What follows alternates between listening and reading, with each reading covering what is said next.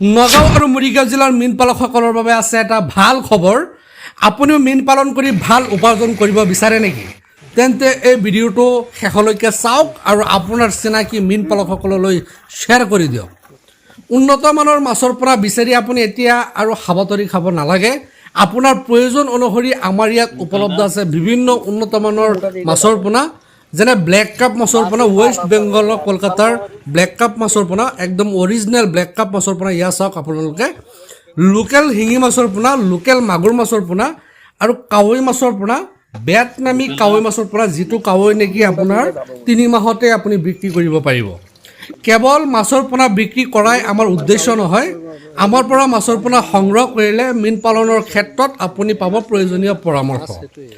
মাছৰ বৃদ্ধি কেনেকৈ ভাল কৰিব, পুখুৰীৰ পৰিচৰ্যা কেনেকৈ কৰিব, মাছৰ উৎপাদন কেনেকৈ বৃদ্ধি কৰিব পাৰি, এই সকলো বিষয়ত আপোনাক দিয়া হ'ব প্ৰয়োজনীয় গাইডলাইন।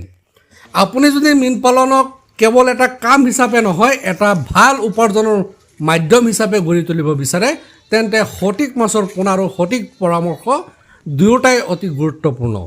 গতিকে আৰু পলম নকৰিব। নগাঁও আৰু মৰিগাঁও জিলাৰ মীন পালকসকলে উন্নত মানৰ মাছৰ পোনাৰ বাবে আজিয়ে যোগাযোগ কৰক। স্ক্ৰীণত কণ্টেক্ট নম্বৰ দিয়া আছে।